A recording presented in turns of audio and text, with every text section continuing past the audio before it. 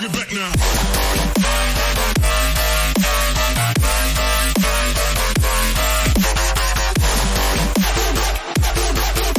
Alright everybody, what is up? This is the Odd Programmer and welcome back to my channel. Today we are going to look at how to make an application like TikTok. Now if you don't know what TikTok is or was, it is a video sharing application where people make small videos to showcase them to the world. So first of all, let's take a look at how the application will look like. So here it is. As you can see, it looks very similar to TikTok. There's a random video playing. If we swipe down, we get the next video, and upon swiping up, we get the previous video. If we head over to the camera tab, we can see the camera, which we can use to record videos. Here are some filters. These are just some basic filters, nothing fancy here. For the rest of the tabs, they are not set up yet. We'll see that in the next video. So in this video, we will learn how to fetch videos online and play them. Also, we will look into how to implement a swipe up and down gesture to play previous and next video. For the camera tab, we will look into it in the next video. So let's get started. First of all, clone this Git repository here and import it into Android Studio to set up the project. After the project is imported, check out the Gradle file. As you can see here, all of the dependencies related to the project have been added. I'll explain each of these as we get along the project. So to summarize, these are the libraries we'll be using today to accomplish our goal. First is Jetpack components, which includes room components, lifecycle components, and navigation components. Second is Kotlin coroutines. Third is Retrofit, which will be used to make network calls. Fourth is Exoplayer, which will be used to play videos. Then there is this Android Video Cache, which is a third-party library used to cache videos. And at last, there is this GPU Video, which is also a third-party library which will be used to implement camera with filters. Also, if you look around the resource folder, you'll notice that most of the things are already set up, like drawables, styles, colors, etc. So go ahead and run the application. As you can see, there's nothing, just the bottom navigation bar with some fragments. Now what we will do is to first add the video player fragment in the home tab. So let's do it. First of all, open the fragment home layout file and edit the layout for the respective fragment. Delete this text view and add these views one by one. First is player view, which is a custom view provided by the Exoplayer library. There are some layout related attributes which I am not going to discuss. First to focus here are some view specific attributes like this one here, resize mode. What this does is to tell the player how to resize the video on the view. We have set it to fill, so that video of any size will occupy the whole view. Next is show buffering. This attribute will show a loading progress indicator whenever the video is buffering. So we have set it to always. Feel free to explore other options too. Next is use controller. Controller in this context is the different buttons we see in the video player like play, pause, stop, etc. This attribute indicates whether a controller will be shown or not. So we have set it to true. Last one here is controller layout ID.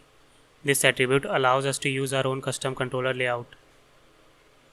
This way we can set our own icons and positions for play, pause, etc. So as you can see here, we have defined a dedicated file for the controller layout. Now if you open it, you can see that there are two image buttons and one default time bar, which is a custom view provided by the Exoplayer library. Now what is happening here is that these two image buttons represent the play pause button of the controller. As you can see here that in the ID attribute, we have assigned the predefined ID for the play and pause button as mentioned in the Exoplayer's documentation. This way, Exoplayer will know that these buttons are for pause and play and use them accordingly. We don't have to write a custom controller. Last one is the default time bar, which will be used to display the video progress on screen. So for the ID attribute, we pass exo_progress as mentioned in the documentation. If you want to learn more about customizations, I'll link the documentation in the description below. For our player, we only need the pause play button and the progress bar. So we have these. Now, if we get back to our fragment layout file, you can see that after this player view, we have our normal views with their attributes, which are not necessary to explain. You can figure them out yourself. I'll tell you in brief. The first toggle button here is used for the like button.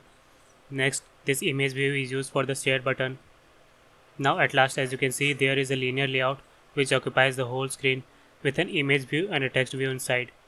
These will be used to display a retry mechanism whenever any error occurs in the player. So that's it for this file. Next, we get to the main course here, which is to define all the logics behind the video player. So navigate to the home folder under the UI folder. This folder will contain all the classes related to the video player tab. But before we get to that, we will create classes related to networking. As I mentioned earlier, our video player which fetch videos online. So we have to make our HTTP client which will make the API calls and get responses in return. For example's sake, we'll use this Cloudinary sample videos. You don't have to create an account or get an API key for that. You'll see what it is. So for now, create a directory on the top level and name it data. As you can see, I have it. Under data, create a Kotlin file named video and leave it as it is. And create another directory under data and name it network. This directory will contain all the classes related to making network calls. Now open the video file. As you can see, it is a data class with various fields.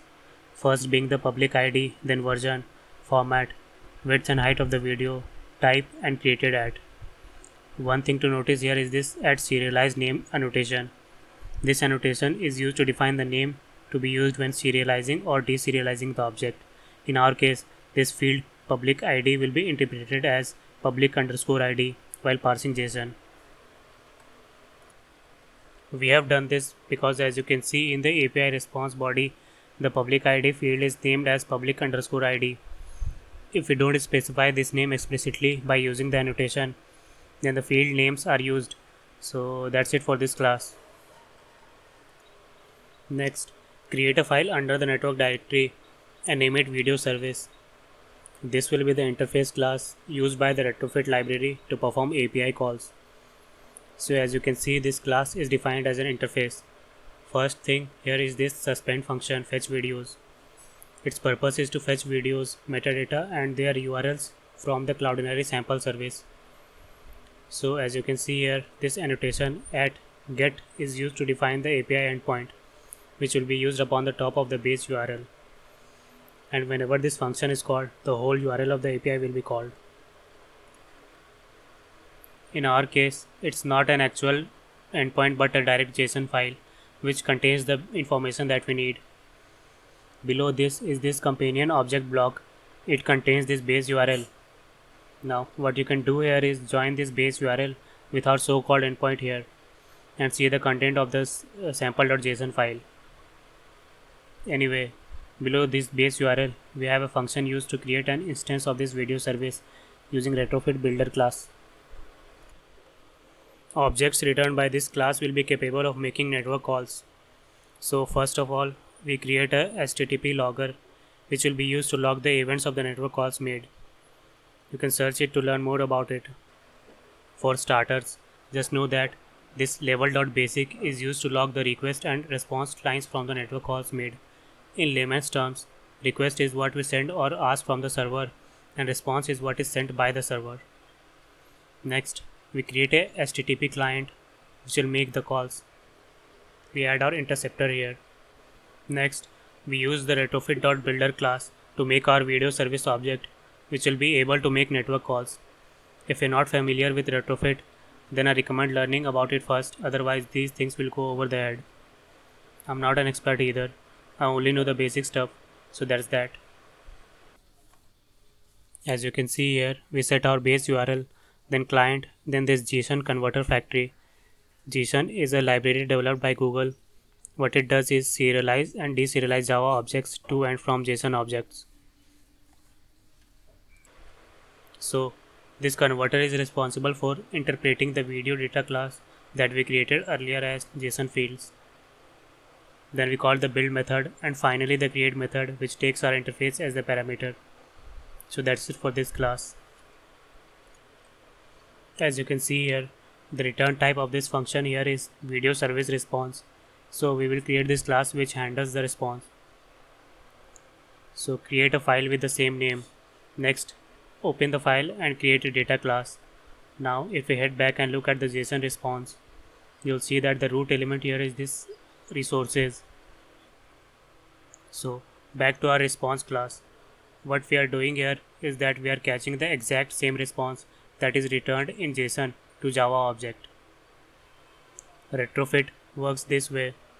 We have to define the same hierarchy that we are about to receive in the response body. To make things simple, just for now understand that this resources, which is actually the field videos, is a list of video. Now this video contains some fields of its own which actually represents the JSON hierarchy. So that's it. Next, we will create this video service result class which will represent the result of the network call. Now you might be thinking that we already have a response class, then what does this result class mean? The response that we are getting is the response or reply returned by the server. It could be anything from the actual data, a failure message, or anything returned by the server. But since we only want a JSON response which contains videos, metadata, any other response is considered useless for us. So the result class here serves that purpose of considering whether the response returned by the server is of our use or not. If it is, then it's a success, otherwise it's a failure. As you can see here, this class is a sealed class with two data classes. One is for success and other is for error. If you're not sure about sealed classes, I have already discussed it in one of my previous videos. You can always Google about it to learn more. Now, one last thing left here is this video repository class. This class will be responsible for calling our video service and handling the response and result. So first of all, we are getting a video service object in the constructor. Then we are creating a field to hold video result. As you can see here, video service result is wrapped around conflated broadcast channel. This class is part of the Kotlin coroutines. What this class actually does is to create a broadcast-like channel which sends or emits the value of the object to its subscribers. Conflated broadcast channel only emits the latest value from the source to its subscribers. Next is this suspend function to get videos online, as the name suggests. As you can see, the return type of this function here is flow of video service result. This is part of the Kotlin coroutines too. What it does is to create an asynchronous data stream from which other objects or classes can collect data from. So as you can see, first we are requesting video, then returning the video result as flow, which means as a stream of data. Now at last, take a look at this function here. As you can see, we are first calling the fetch videos and storing the response. And then here, as you can see, we are calling the offer function of our conflated broadcast channel class. As the name suggests, it offers the given value to all of its subscribers. In case of exception, we are passing the error subclass of our result class. So that's all for our repository class. Here we are fetching the videos via retrofit service and return the result in asynchronous manner. Now we head back to our home UI. So we have our repository to fetch video, but we need it to display in the UI. So for that purpose, we will create a view model. View model is lifecycle aware. If you want to learn more about it, you can watch my video series on MVVM where I explain about view models. Link will be in description. Now create a home view model class and open it. As you can see here, we have something related to clear state. Ignore this for now, we'll discuss it later. Main thing to focus here is the video fetching mechanism. As we are using ExoPlayer to play our videos, it needs the URL of the video to play it. So what we will do in this view model is to fetch the video metadata from the network, then make a valid video URL of it, then make a list of the URLs. So our view model will take care of the processing the URL, and our fragment or view will only be responsible for displaying the content. So start with this retry variable. This is used to make a retry call whenever any network related error occurs.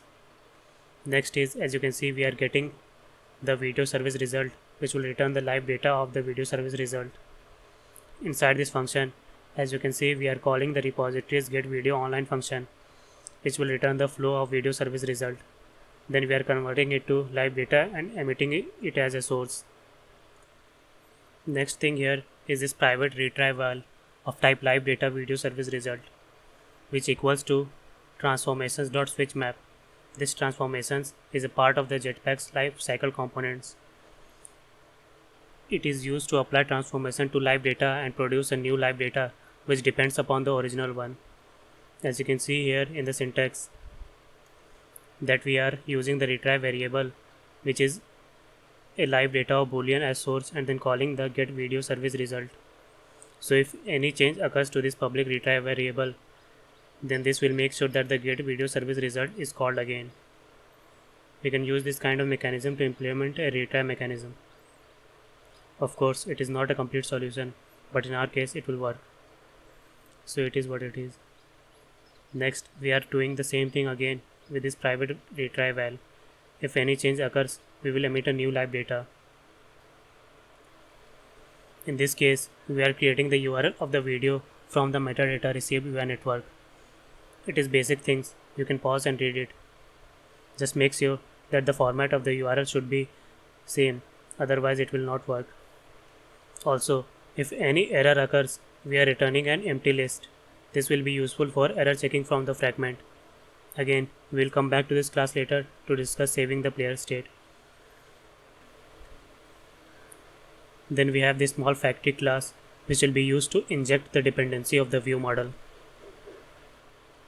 So our data part is complete and we are receiving the URL of the video which will be used by ExoPlayer to play video. So we are halfway through our home tab. That was actually quite a lot of work, so take a small break. Meanwhile, you can like the video, and if you like my channel's content and want to see more, then subscribe to the channel. And if you have a friend, family or colleague who you think might be interested in this content, then make sure to share to them. Okay, now let's get back to work and make an app which will conquer the world. Nah, I'm just kidding. Or maybe not, who knows. Anyway, we already have our data. Now we need to first create a video player, then plug it in our fragment. So first, create a directory here and name it player. This directory will contain all the classes required for our video player. First of all, create this class called player state. As the name suggests, this data class will contain the state of our player, like the playback progress, track playing, etc. So we have them here. As you can see, the first one is play when ready, which will instruct our video player to play the video as soon as it is ready. Next, we have current window. Window in this context means the video file we are playing. Window is actually a broader meaning in ExoPlayer, but for starters, just assume it means the current video. You can read more about it to learn more. Last is the easy one, which is playback position. Now, next is this on swipe listener. I'll tell you what this does. Is to listen for basic swipe operations like swipe up, down, left and right. I have copied this file from Stack Overflow, so I won't be explaining this, plus this is really well documented. So what I'll do is to slowly scroll down.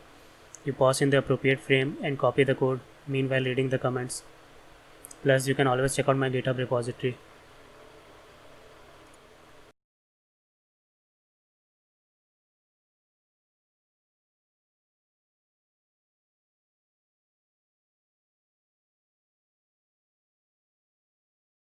Now, next is this media player implementation, which as the name suggests, contain the implementation of ExoPlayer. This class will take care of creating the ExoPlayer instance, build media source for playback, and release or nullify the media player when needed. So let's take a look. First of all, we are taking context in the constructor. It is safe to take this here because this will be part of our UI, so the context won't leak. It extends the cache listener interface provided by the Android Video Cache library. Now, it is worth mentioning here that ExoPlayer supports cache as well, but it is quite confusing to set it up, so we are using another third-party library to do that. So first of all, here's a variable of type HTTP proxy cache server. This class is also a part of the Android video cache library. What it does is whenever the video URL is probed first time, it downloads the video file and stores locally, and next time it will use that local file to play. So it acts as a proxy server which decides whether to probe the network or fetch from local. We are initializing our player in constructor as well as our proxy server. It takes in a context, so we are giving the application context and set the cache directory via our cache utils file. If we head over to our utils file, we can see that it returns the cache directory stored in the Android folder, which can be referred to by this context.externalcachedir. Back to media player implementation, we have the static function to create instance. First, we are checking if the instance is null or not. If it is not null, then return the instance. Otherwise, we create a new one and return it. Then we have this private function to initialize our ExoPlayer. First of all, we created some properties required to initialize ExoPlayer. First is bandwidth meter. As the name suggests, it estimates currently available bandwidth. Then these two are of selecting a track within the media source playlist. You can always discover more about them via Google. Then there's load control. It controls the buffering of media. Then last is renders factory, which actually renders the video. Then finally, we are plugging all of them together in the simple ExoPlayer to create an instance. So that's it for this function. Next is the play function, which will be used to prepare and play the media. So first, we are calling the prepare function, which takes in a media source. Media source is the source of video or audio that will play. So in our case, we are passing our private function, which will build a media source from the URLs that we received from the network. Next is for resetting the playback position. This means that either the player should start playing from the start or from the last known position.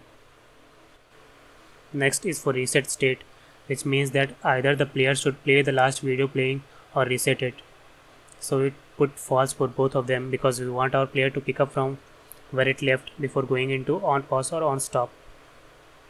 Next, we set the repeat mode, which is pretty straightforward. We are setting it to repeat the currently playing media. Next, we are calling seek_to function, which is used to seek the playback position to a given place. Finally, we are setting the play when ready. This makes the ExoPlayer play the media file as soon as it is ready. So that's it for this function. Next is build media source playlist. As you can see, it takes in a list of string for URLs and returns a media source. As you can see, we are using concatenating media source. What it does is to take many media sources and concatenate them. So in our case, it will concatenate all the videos and create a playlist out of it. As for parameters, the first one is used for atomicity. In this context, atomicity refers to whether all the media sources will be treated as a single window or not. So we want all the media sources to be treated as separate units, so false here. Next is for lazy preparation, so true for it. Third one is for shuffle order. We are using default shuffle order. It takes in the size of all the media sources, so it can generate a random shuffle every time. If you see here, I'm passing the total size -1 because the first video returned by the server is really large, so we will omit it. That is why the shuffle size would be the total size of videos -1.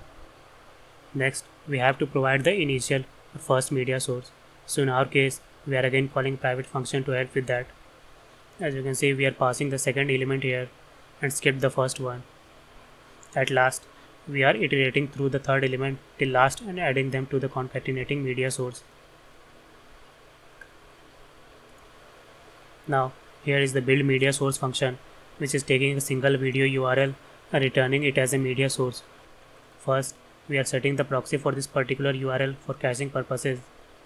As I already mentioned that our caching library acts as a proxy server which will redirect the ExoPlayer to our locally stored file in case the video is cached. So that is the reason we will register every URL. Then the second thing we are creating is a user agent. We are using the util class from the ExoPlayer library. It takes in context and a string, preferably the application name. At last, we are returning the single media source created from that particular video URL. Progressive media source is used for the type of media stream which is continuous. Factory is used for extraction of media file. We are using default. At last, we are creating the media source out of the URL. Since our caching server will be used, hence we are passing in the proxy URL here. So that's it for this function. Next here is the release player function. This will be called every time we want to stop the player and release resources it is holding, because playing a media file is somewhat resource heavy. So first of all, we are calling the exoplayer's release function, and after that we check if the proxy server is initialized or not. If it is, then we unregister its cache listener. After this is the override function on cache available, which will be called whenever exoplayer is playing a video and its cache is available. As you can see, I haven't put anything here, but you can do something if you like to. Last one is this set proxy function which we used here. It takes in a URL and register a cache listener for that URL. So that's all for this file. Now we get to our last step, which is to plug all this into the fragment. So without further delay, let's just open up the home fragment file. As you can see here, we are implementing the view.onTouchListener to handle the swipe up and down gesture. Next here, we are using the Kotlin's extension function to initialize our view model. We are using this injector utils class that we created to pass the view model factory that we created earlier. If we head over to this file, we'll see that it first creates a repository instance and then pass it to a new instance of view model factory and return it. Now back to fragment, we see all these views here which will initialize in the onCreate override function. Then below all these we have three variables. First is list of URLs, the media player implementation, and last is gesture detector. Now before we do anything, what we'll do in this fragment is that first we try to get the URLs from view model. If you remember, then the view model will return an empty list in any case of error, and if that happens, we'll handle the views accordingly. So as you can see here, these are the usual find view by IDs. Now let me just scroll down here to this function set views. The main purpose of this function is to set the views according to the state of the player, which means it will show the video playing when it is good to go. Otherwise it will show the view prompting to retry. So as you can see here, it takes a boolean value. If it is true, then it shows video player, else it shows retry. So as you can see, when we are about to show the player, then we also show the share button and like button. We also set the on click listener for the share button. So copy this as it is, or even better get it from the GitHub. But one thing to mention here is this swipe listener. If you remember, we created swipe listener to listen for swipe gestures, and we are creating its object here to actually define what will happen when those gestures are detected. So as you can see on swipe up, if the media player has anything to play on previous, it will play and reset the like button state. Same with swipe down. Then we create a gesture detector object and pass our swipe listener to it. Then for the player's views on touch listener, we are passing this class as the implementation. So let's take a look at on touch method. As you can see, it passes the touch event to our gesture detector that we just created here. Now if it is false, then we are hiding the player view, share button and like button. We do this because we want to show the retry text. At last, as you can see, we are setting the retry layout here. This also takes in a boolean value, and as you can see, we are passing the inverse of what we receive for set views. That's because if we are showing the player view, then we don't have to show retry layout and vice versa. And for this show retry layout function, as you can see here, for the on click listener, we are setting the view model's retry variable to opposite of what it is now. So this way, it triggers the video service to fetch the URLs again. Then we are calling the media player's retry function. Also, we set the retry layout to visible as well as the retry text to visible. And once the click registers, we set the loading image view to visible too, and will show until the results comes positive or negative. In either case, it will disappear again. Else, if nothing went wrong, then hide the retry layout. These are some helper functions. First is the play function. As you can see, we are observing the URLs here. If they are empty, then error occurred and we have to show the retry layout. Otherwise, we set the list of URLs to our variable and call the media players function and pass in the player state. Now for a moment, let's head back to our view model file and see what is up with player state. As you can see here, we are creating a player state object. We set true for play when ready and 0 for both seek position and track number. This means that whenever this will be called for the first time, it will return the default values for the player state. Now, in the bottom, there is set player state, which will store these values, and get player state, which will return the player state. Now, back to our fragment class.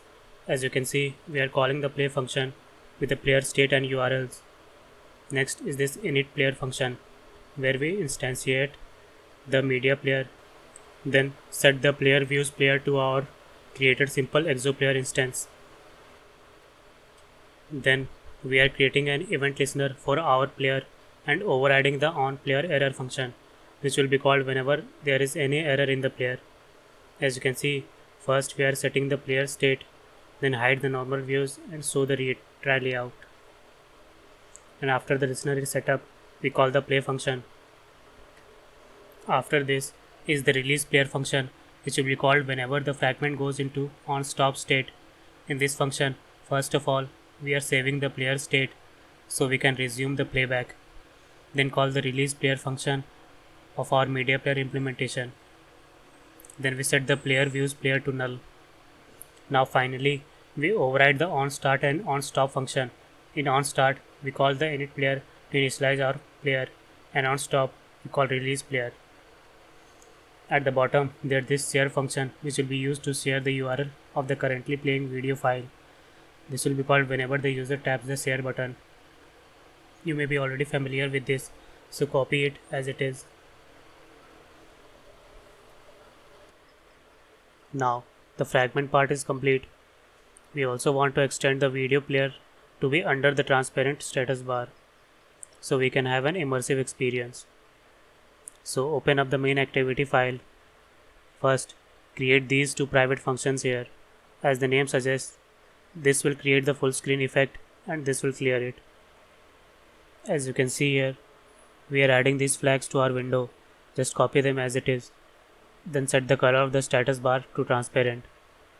At last, we set the color of the window background to black. For clear full screen, first we clear the full screen flag, then set the status bar to light and its color to white. At last, we set the window background to our primary color. Now, here we create an onDestination change listener.